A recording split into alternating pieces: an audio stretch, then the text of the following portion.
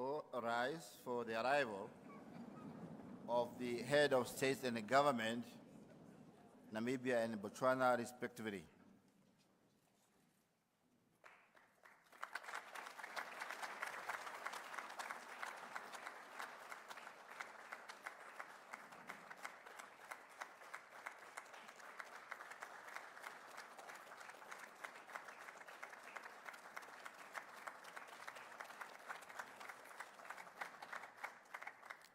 And please remain standing for the anthems. NDF.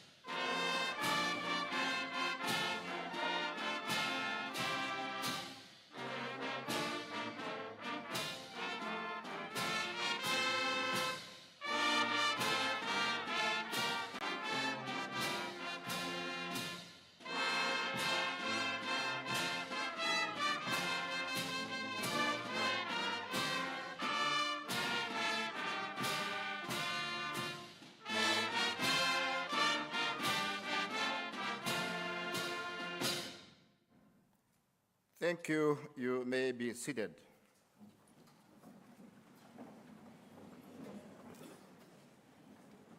I thank NDF for that outstanding performance. Please, you may exit the hall now.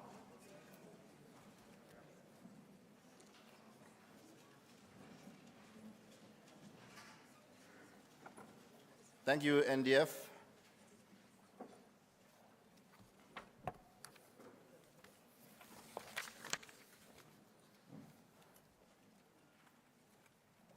At this juncture, may I invite the cultural groups to perform one or two items before we start the proceedings.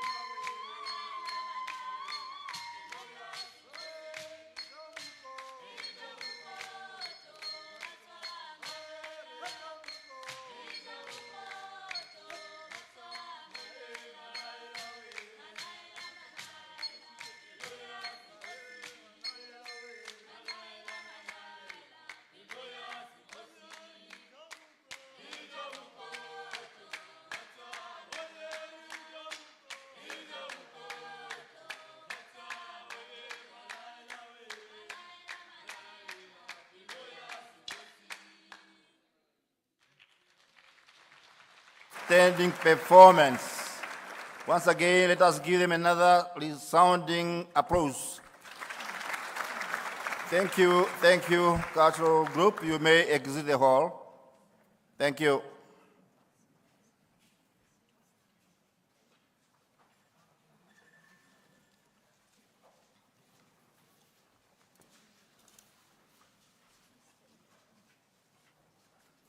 Your Excellency, Dr. Netumbo Nandi-Ndaitwah, President of the Republic of Namibia and Chair of the second session of the Namibia-Botswana Binational Commission.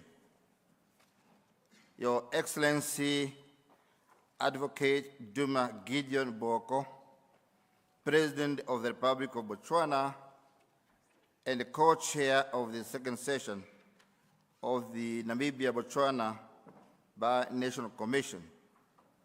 Your Excellency, Madame Lucia Vedboy, Vice President of the Republic of Namibia, Honorable Natangwa Ithete, Deputy Prime Minister and Minister of Industries, Mines and Energy, Honorable Ambassador Serima Ashpara Musavi, Minister of International Relations and Trade of the Republic of Namibia and Chair of the Ministerial Committee of the BNC. Honorable Dr. Peo Butale, Minister of International Relations of the Republic of Botswana and co-chair of the Ministerial Committee of BNC. Esteemed members of the Botswana delegation, honorable ministers, deputy ministers, and members of parliament present, Mrs. Elizabeth Kakukuru, High Commissioner of the Republic of Namibia to the Republic of Botswana, Your Excellency, Advocate Pamelo B. Lankolo, the High Commission of the Republic of Botswana to the Republic of Namibia, distinguished service chiefs, senior government officials from both the Republic of Botswana and the Republic of Namibia, members of the media, ladies and gentlemen, a very good morning to you all.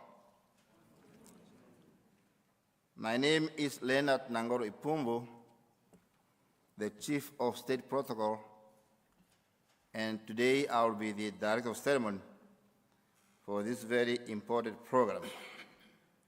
I know the program has been well distributed.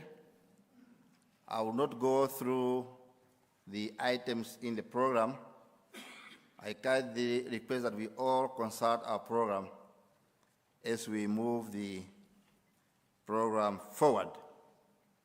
Having said that, it is now my singular honor to welcome and I invite you distinguished guests to join me.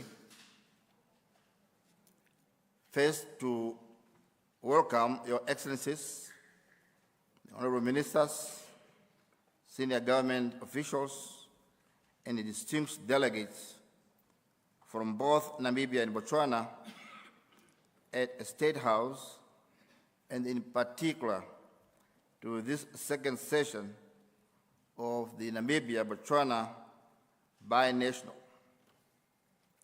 Your Excellency, the inaugural Namibia-Botswana Binational Commission convened in September 2022 in Gaborone, Botswana, and the second session of the Binational Commission here today is a testimony to the cardinal importance that both our two countries attach to the existing excellent relations.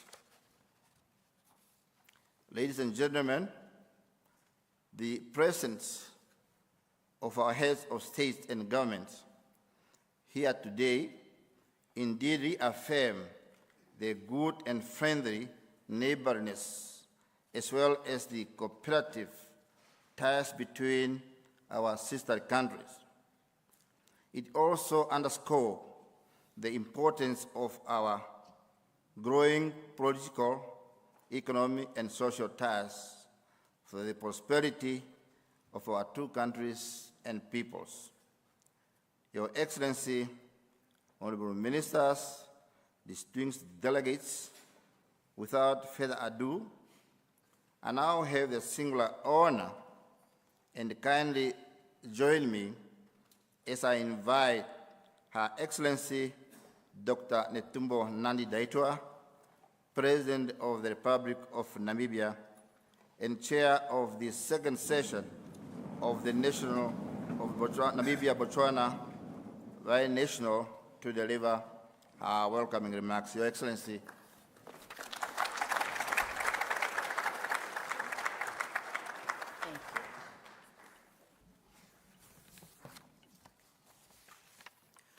Please be seated. Thank you, Director of Ceremonies. Your Excellency, Advocate Duma Gideon Boko, President of the Republic of Botswana and co-chair of the Namibia-Botswana Binational Commission. Your Excellency Lucia Wetboy, Vice President of the Republic of Namibia, Honorable Deputy Prime Minister Natangwe Ifete, Honorable Deputy Speaker of the National Assembly Katamelo, Honorable Ministers from Namibia and Botswana, and particularly our co-chairs of the ministerial segment, honorable members of parliament, senior officials and experts from both Namibia and Botswana, the high commissioners representing our respective countries in our respective capitals, distinguished delegates, members of the media, ladies and gentlemen. It is with great pride, heartfelt joy, and a strong sense of duty that I warmly welcome you, my esteemed brother, President Advocate Duma Gideon Boko, along with your distinguished delegation to Windhoek, the capital city of the land of the brave.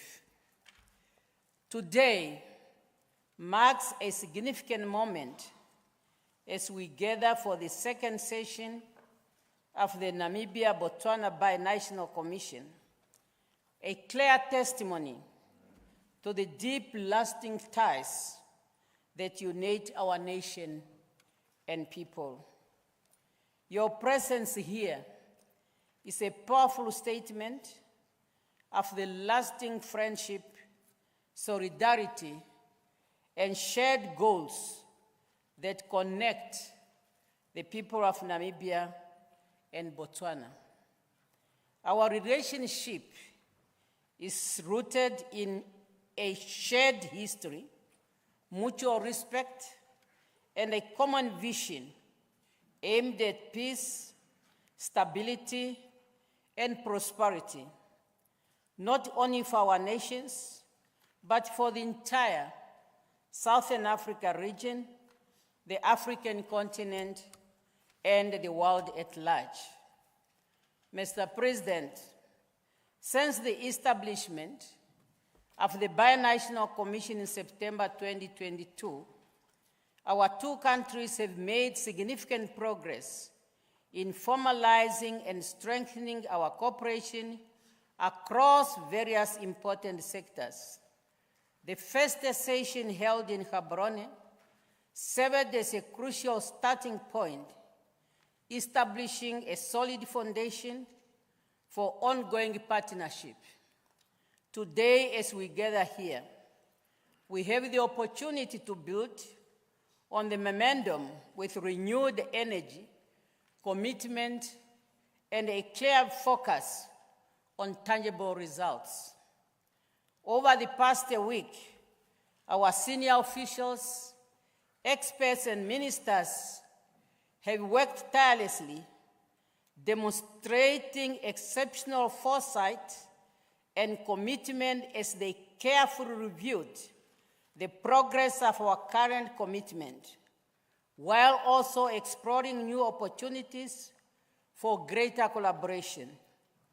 The comprehensive agenda before us includes key areas such as political and diplomatic relations, the development and improvement of legal framework, economic growth strategies, defense and security cooperation, and social and cultural integration. This wide-range scope of our bilateral partnership not only highlights the significant potential we hold, but also emphasizes our dedication to achieve exceptional results that will directly benefit our citizens. I'm particularly encouraged by mutual commitment to thoroughly reviewing all existing agreements. This important effort will help keep our bilateral framework flexible, responsive, and aligned with the evolving goals and needs of our nation and their citizens. The agreement and memorandum of understanding we plan to sign during this session will serve as a clear example of our strong dedication to turn our shared ambitions into tangible results that address the needs and hopes of our people.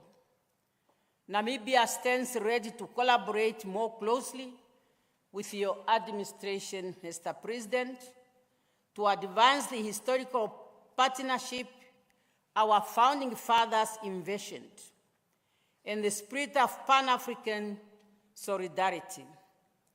Yesterday, we had a joyful occasion, the renaming of Fidel Street to Setseretsekama Street.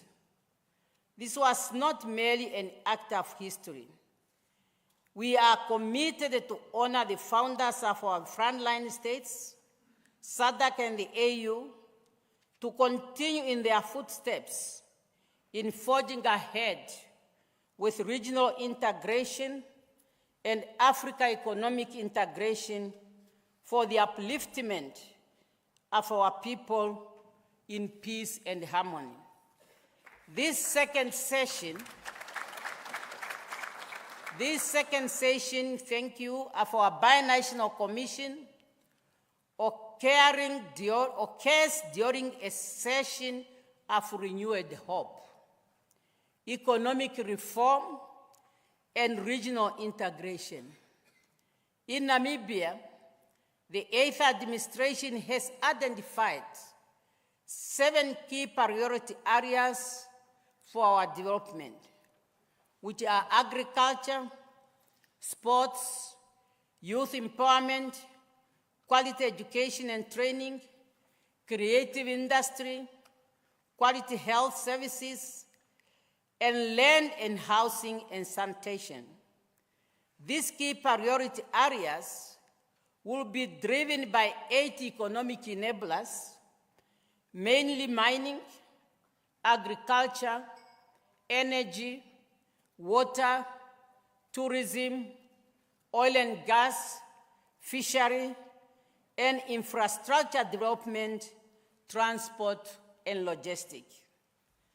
These sectors are aimed to turn beyond charge Namibia's socio-economic development for increased prosperities and for Namibia to become a logistic hub.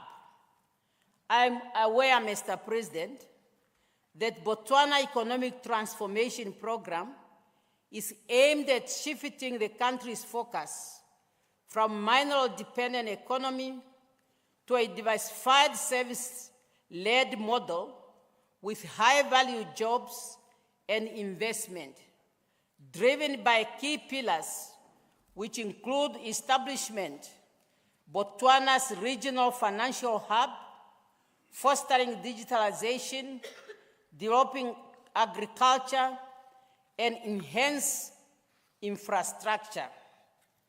I mention this as a context for our shared ambition and to demonstrate that the thought process in Windhoek and Gaborone are not far from each other. Mr. President, today's discussion should inter alia be driven by a fundamental question: how can Namibia and Botswana convert our robust political relation to tangible, impactful economic growth and sustainable development for the social economic well-being of our people?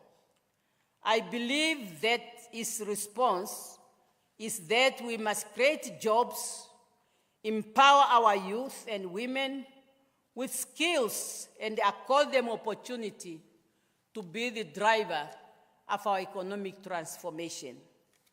Since the inaugural Binational Commission held in 2022, Namibia and Botswana have achieved significant milestones in implementing the decisions adopted then. In this regard, I'm particularly pleased to note the one-stop border post implementation at the Trans-Kalahari Mauno, located on the trade corridor, which connects Gaborone with the Walvis Bay port, facilitating a streamlined custom process.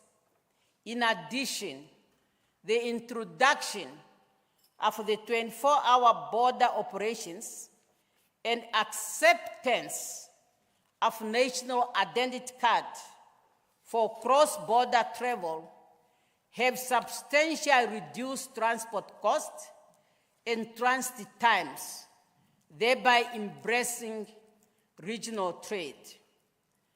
I'm also encouraged by the progress made on the Trans-Kalahari Railway ongoing feasibility study. This project can potentially connect Botswana's minor region with Namibia's major port, thereby transforming trades and economic integration across Southern Africa. Our continued cooperation in security, mining, education, and cultural exchange exemplifies the multifaceted partnership we seek to strengthen. In this context, Namibia also attaches great importance to our bilateral trade, including trade in cement and charcoal. The Commission should look into the impediments surrounding trade between ourselves for mutual benefit. Mr. President, the Botswana Vaccination Institute is one of our regional true success stories. For many years, Botswana, through the BVI, has stood shoulder to shoulder with Namibia, working to protect animal health and sustain the livelihood that depend on it. As you know, our two countries are beef-producing countries. During the 2023-2024 financial year, BV supplied Namibia with more than 3.8 million doses of vaccine for foot and mouth disease. These vaccines have been vital in keeping Namibia's livestock safe and productive. This is a contribution that speaks to the trust and partnership between our two countries.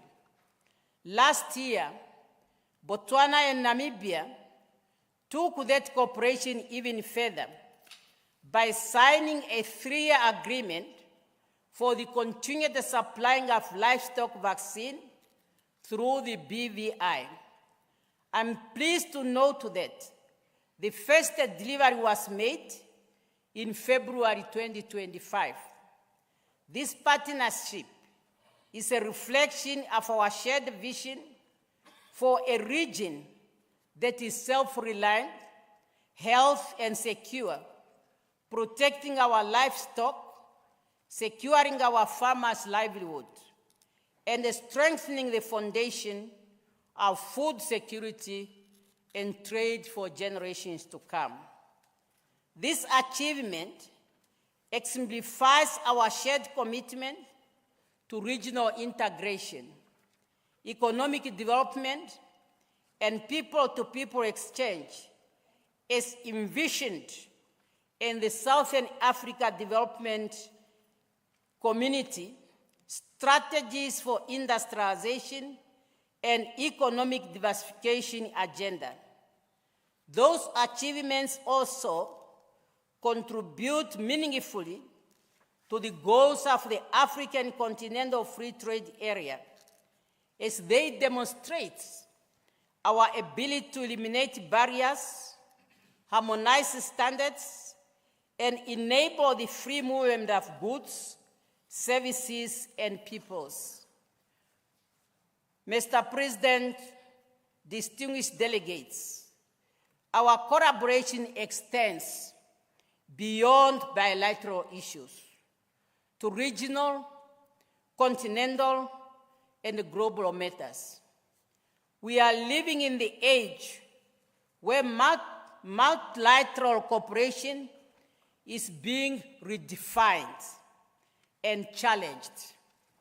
It is important, therefore, to defend and uphold the principle of multilateral cooperation, international law, including humanitarian law and human rights. Namibia and Botswana have always stood firm on those, and this is the time to remain steadfast. Namibia and Botswana share a common position on peace, democracy, and multilateral diplomacy.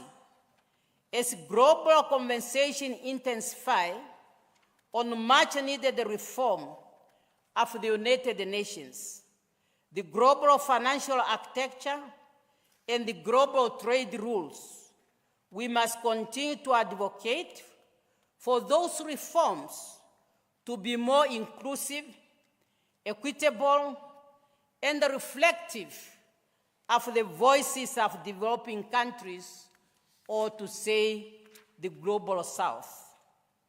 Mr. President, in the SADC region, we continue to hope for peace in the eastern part of DRC. In Sudan, we long for silence of guns, and in Western Sahara, we call for the holding of the UN referendum.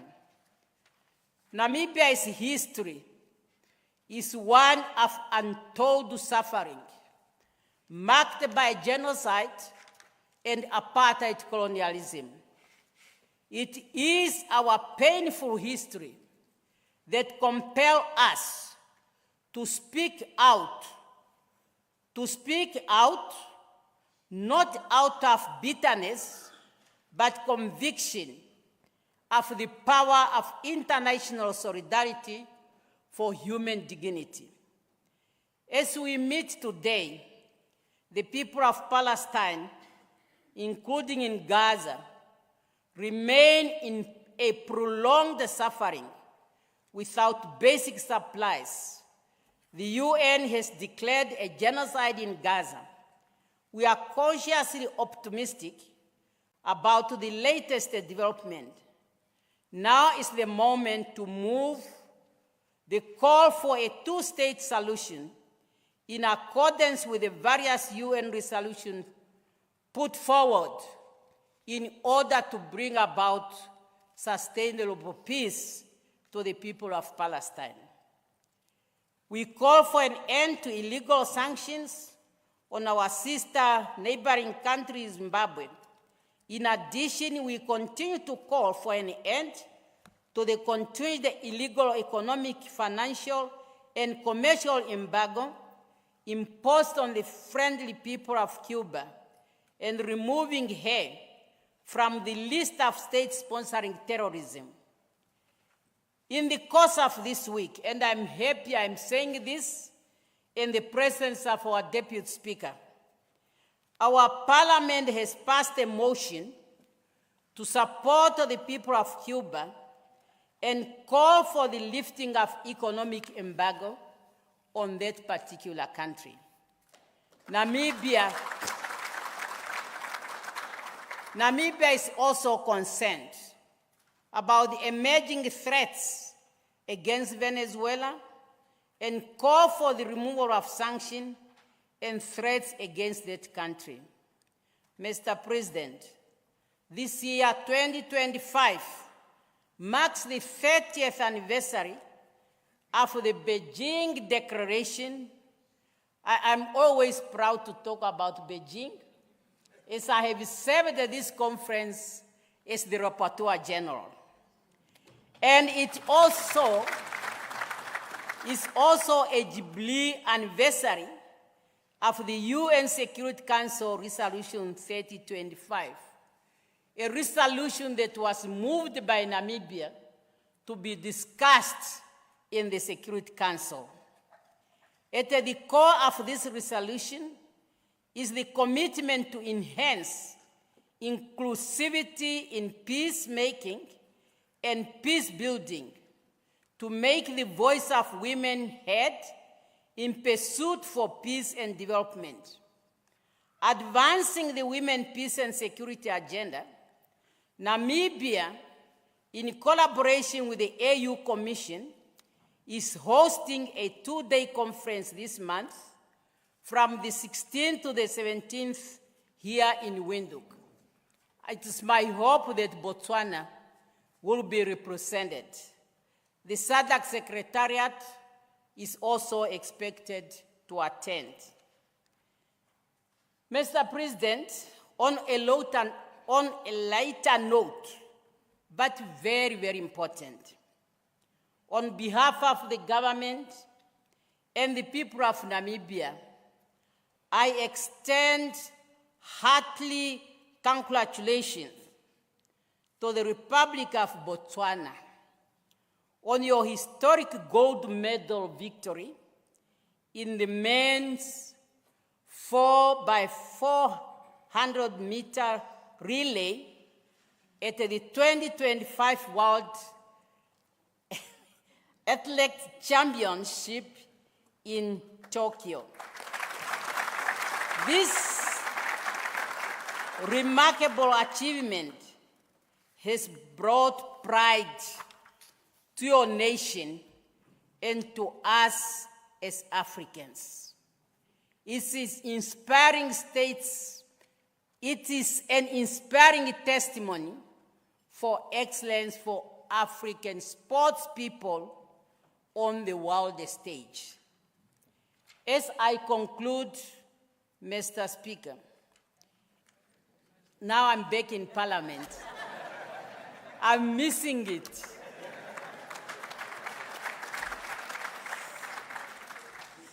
As I'm concluding, Your Excellencies, Mr. President, it's my hope that this session, the second session of our Binational Commission, must lay a strong foundation for future collaboration, building upon the achievements of our predecessors, and opening new avenues for tangible results to benefit our citizens now and in the future.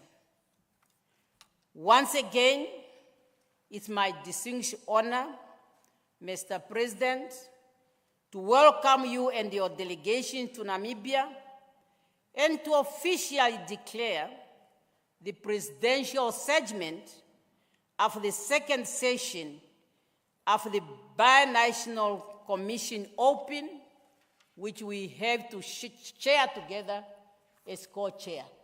Thank you for your kind attention.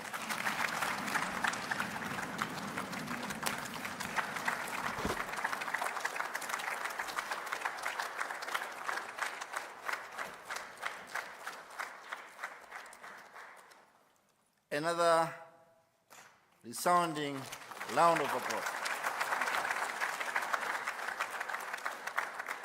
Thank you very much. You may be seated.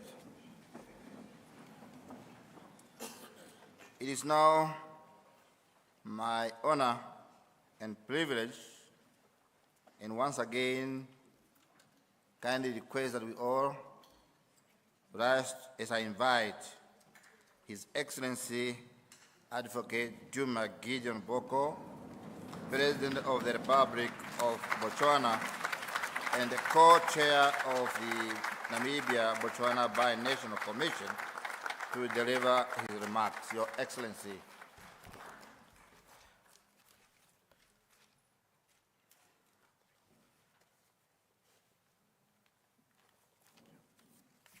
Thank you very much. Please be seated, and I apologize for making you stand.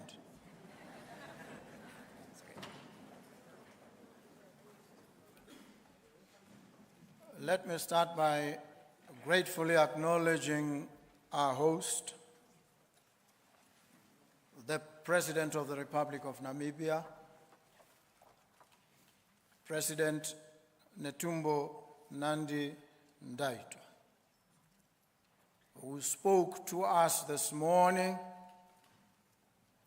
not only to welcome and embrace all of us.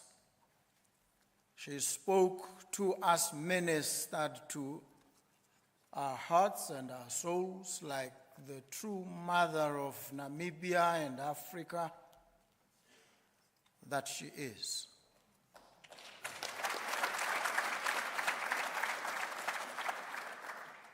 We appreciate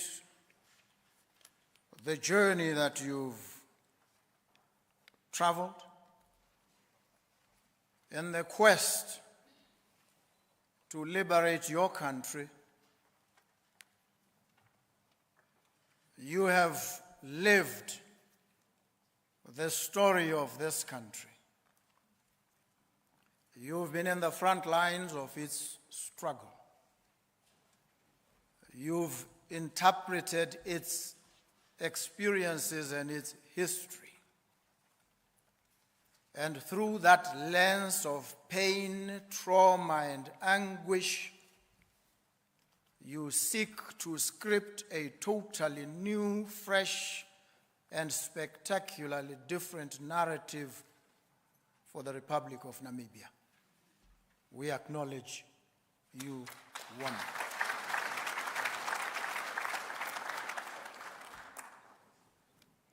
Recognize the Vice President of the Republic of Namibia, Madame Lucia Witbooi. We appreciate you, ma'am. We appreciate the pillar of support that you are to the President. We thank you for the work that you do.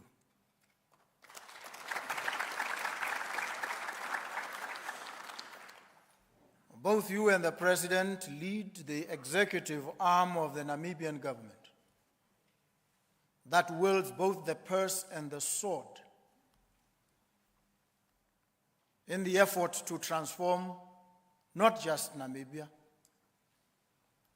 the region, the continent, and ultimately the world. And so I thank your charges, the ministers of the Republic of Namibia who are here with us, and thank them for the work that they are doing for their country. Thank you so very much.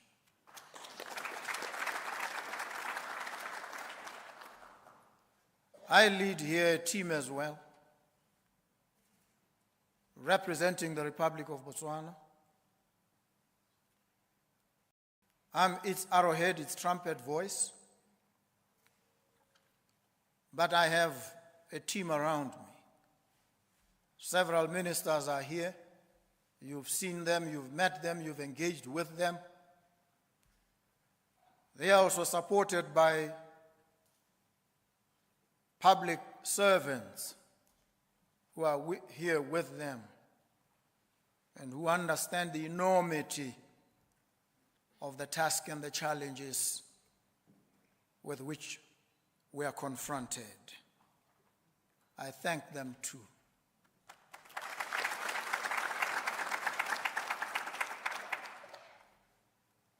We have diplomatic representatives. The High Commissioner of Namibia to Botswana, who is an adopted child of the Republic of Botswana, is here with us today. We appreciate her. We also acknowledge and recognize her counterpart, Botswana's High Commissioner to Namibia, who is here with us today. We have members of the Defense Force from Botswana, the police, and the intelligence community who have come to engage with their counterparts in Namibia. We appreciate them.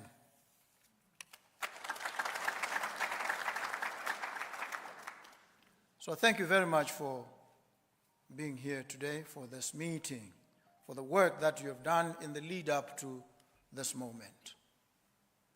The President of the Republic of Namibia has spoken so beautifully, so gracefully and eloquently, like a mother. I will not even remotely attempt to repeat what she has said, except to wholly associate myself with every statement she has made and every sentiment she has expressed. And having done so, I could actually just sit down at this point, because all that I could say has been said. But I would like to reflect with you briefly, if only to give some inspiration, if nothing else. We are here today as Namibia and Botswana. We've been here before, many times in fact. And I'd like to call upon all of us to take a stand in relation to two critical questions that philosophers have dealt with, wrestled with over time and climbed over the years. The first, they say, is the problem of context and contextuality. What is our relationship with the present circumstances in which we find ourselves? The habitual settings of our actions. How do we relate with them?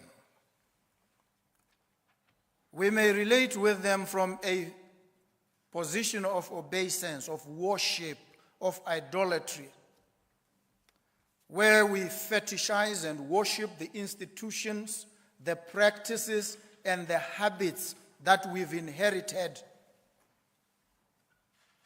And we operate in a business as usual manner. Or we can engage with these circumstances and seek to transform them. And when we seek to transform them, we must then engage in context-smashing approaches and possibilities. Do we embrace, maintain, or do we smash the context, transform, reform, shape it anew? That's the first question, the question of context and contextuality. There's a second question. Philosophers call it the solidaristic question of solidarity. How do we relate with each other? And when we consider this, we must appreciate a reality. We can't escape it. We can't run away from it. We need each other. We need each other desperately. We must acknowledge this. Botswana needs Namibia desperately. Namibia needs Botswana desperately. Fact. It's axiomatic. It goes without saying. But there's another corollary reality, and it is this. Despite the fact that we need each other so desperately, we also pose immense dangers to each other. And so in terms of this contradiction, we are pretty much like the proverbial unhappy couple. We can't live together, yet we can't live apart. We must make it work, whether we like it or we don't.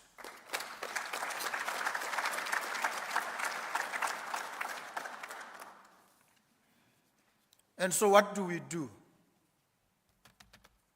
Takes me to my next point, really. And I'm going to be brief with my hurried thoughts. I've said to you, all that needed to be spoken today has already been stated eloquently.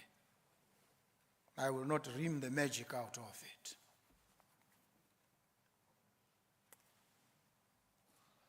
There are two broad types of people, Bruce Lee tells us. In a book, or two books actually, that I stumbled upon. One is called The Tao of Bruce Lee. The other, Letters of the Dragon, pages 115 to 117. Bruce Lee writes a poem there. I don't think you know him to be a poet. But he was more than a poet, he was actually a philosopher, in addition to the other things that he did, for which he is renowned. He asks a profound question. Says, having distinguished two broad types, he says there are doers and doubters. In this poem, he says there are doers and doubters. And he says, which are you? And I pose that question to you, to all of us. Which are we? Are we doers or are we doubters?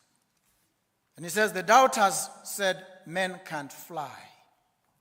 The doers said, maybe, but we will try. And finally soared into the morning glow, while the doubters watched from down below. Which are we? Are we doers or are we doubters? When I spoke with the president privately, we agreed, both of us, that our ascendance to the leadership of our two countries has ignited so much hope amongst our people. They look forward, they yearn for change. They have full faith and confidence in our ability to deliver the change. But that is also very dangerous because they are impatient. The people are hungry out there. The people are unclad. They are unhoused. They are unfed. They want to eat. They want to work. They want to eke out a meaningful living within the borders of their countries. The expectations that lie on our shoulders are enormous. And if we sit twiddling our thumbs, consuming ourselves in doubt and misapprehension, we will disappoint those multitudes that have invested so much hope in all of us. We need to respond to their cries, to their pleas, to their conjurations, and we need to respond immediately, decisively, boldly. That's what we are called upon to do, otherwise we will not be fit. So we are challenged every day, every step of advance, to prove our worth and mettle. Are we worthy of the responsibility that has been bestowed on each and every one of us? And so we are called upon now, in a practical manner, to make choices. How do we deploy the limited resources at our disposal? And these resources include yourselves, the personnel, the natural resources, the financial opportunities. How do we mobilize, marshal these in the service of the people that have given us the responsibility to lead them? That's the first. The second is, and this is a requirement of strategy. They'll teach you this when they teach you strategy. Choice. What choices do you make? Choose to be a doubter. Choose to be a doer. A lot turns on the choices that we make or we fail to make. Errors both of commission and of omission. We need to be alive to these realities if we are to be of any impact at all.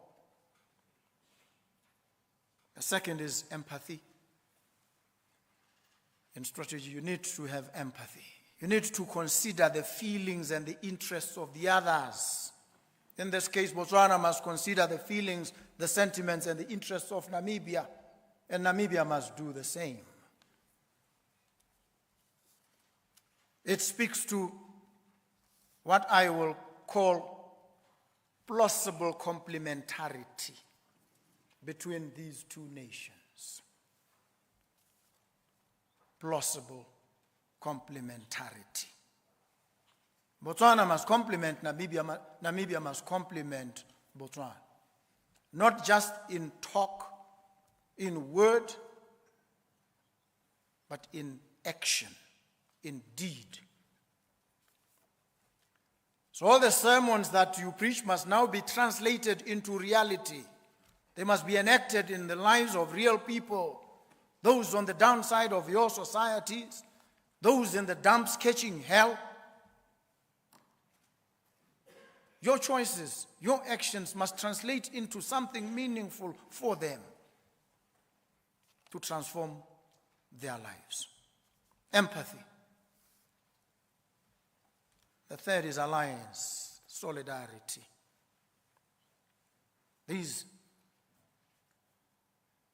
opportunities for cooperation, collaboration. Some of them new, some of them untried and untested. And when any person is confronted with untried and untested opportunities for collaboration, they recoil and they default into what they know and what they have done. But what we know and what we've done, the bulk of it hasn't worked or worked as well as we thought it would. So we are forced to reflect even on those routinized and collectivized, stylized forms of action and thought patterns, to review them, cast aside some of them, and bring into existence radically new approaches and strategies that will work for both countries, for other countries in the region, for the continent, and for the world. So we need to strengthen our alliance. Botswana, Namibia. What does this entail? We must avoid unnecessary competition. Botswana must not seek to outcompete Namibia. Namibia must not seek to outcompete Botswana. There must be objective, plausible complementarity between these two neighbor states. What are we competing on? Namibia is a beef-producing country. Botswana is a beef-producing country. There's no need for any competition between these two countries. Namibia has a population of about 3 million, Botswana 2.5. What are we competing on? There is need for collaboration, for coming together, for coalescing around common goals, visions, and outcomes. And so when Botswana fails to meet its quota to the EU because its national herd has drastically diminished, Namibia must step in and fill the gap. That's plausible complementarity.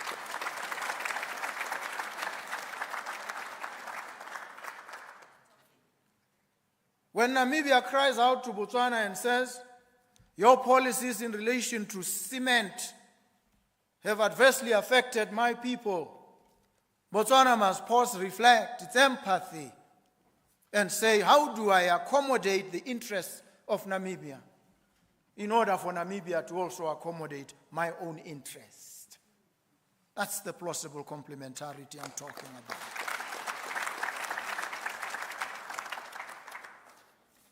The fourth element, cause and effect. These actions that we undertake, what determinate outcomes do they bring? Not what we, in our suppositions and presuppositions, think. What does reality bear out? Human causality. That's what we need to look at this level as leaders of an emerging continent that is the future of the world. Otherwise, we are too weak to be at the helm, at the front. We've got to justify our being as that emerging continent, the leaders of the now frontier. So we must know the best that is known and think the best that is thought in the world. We must become thought leaders on the African continent. We're not begging to be recognized. We claim our place. We say, you are forced to look at us. You are forced to listen to us. We're not begging. We're not negotiating. We are staking our claim to the leadership of the world as Africans.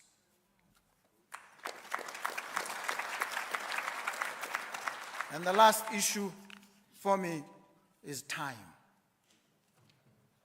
We're not going to be talking for an inordinate amount of time. All these decisions, these discussions must be operationalized. They must be time-bound. We must put down timelines, strict timelines, and stick to those timelines. Because we have a revolution to effect on the African continent, in our countries. And a revolution is not endless. It's not amorphous. It's not shapeless. And a revolution is sometimes convulsive. It causes ruptures, it causes uncertainty, it causes discomfort. It's a revolution, that's what it is. And it is not indeterminate. It has to achieve outcomes within a period of time. And so, many of these programs that we are looking at here, these memoranda that we will sign, how much time do we have before we see tangible results, sounding in jobs, in improved livelihoods, in improved infrastructure, in enhanced opportunities for growth and collaboration? How much time are we ascribing to them? These are the elements, in my humble view, that will enable us to provide formidable answers to the problem of context and contextuality, question the challenge of solidarity, and that will determine whether we are doubters or doers. I am a doer. I am a doer unapologetically.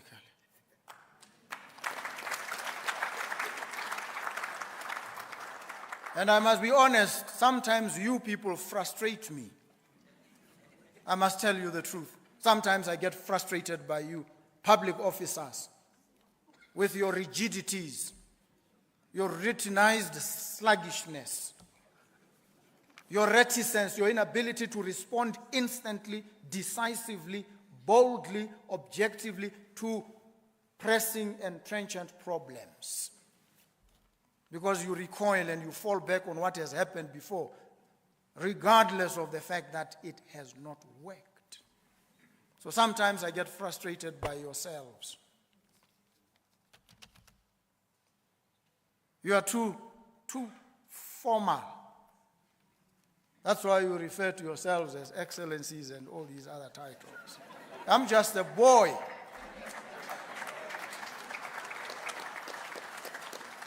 And I'm a boy to everybody. No formalities, because I want us to focus on the real issues.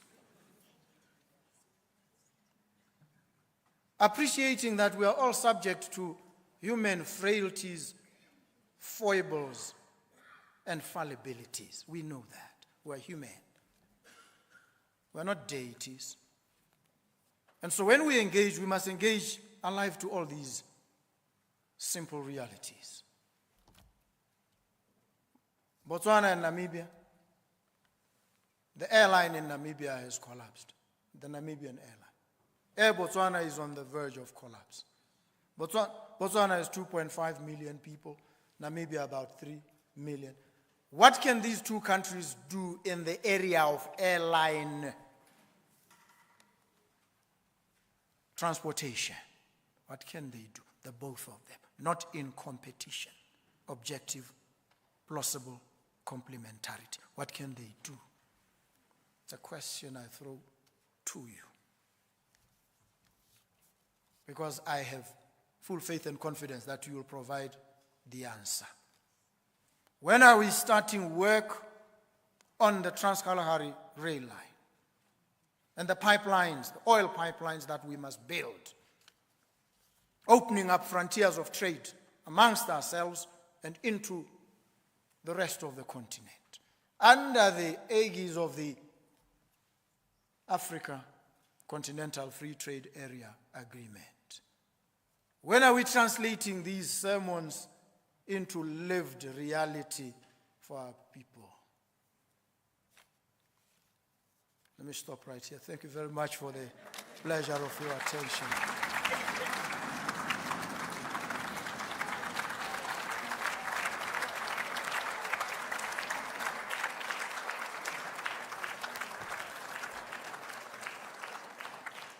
Wow, another round of applause, please.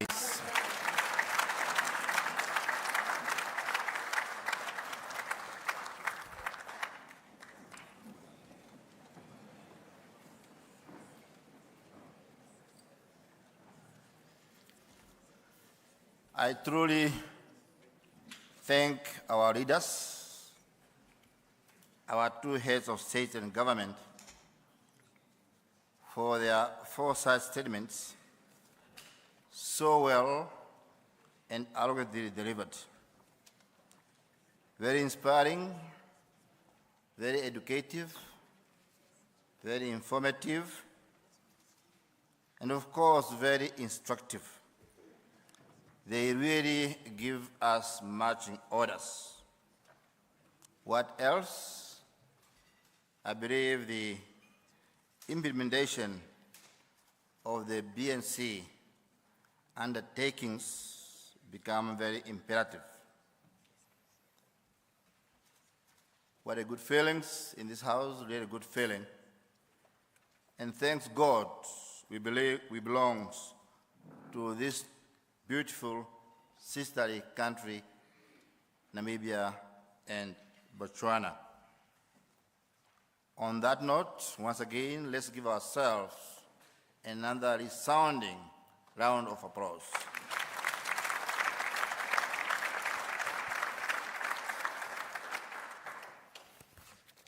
Your Excellency, distinguished guests, we are moving toward the close of the opening ceremony. And on this note, I would like to respectfully request those colleagues who are not delegates to the binational, including the media, to respectfully leave the hall. We thank you, especially the media, for you to be here. You know you are the ears and eyes, you are the mirror of these proceedings to inform our nationals and beyond who are not part of this ceremony. And now you will be invited to the closing session that will take place very soon. So please don't go very far. And take your gadget. I have one here. Thank you.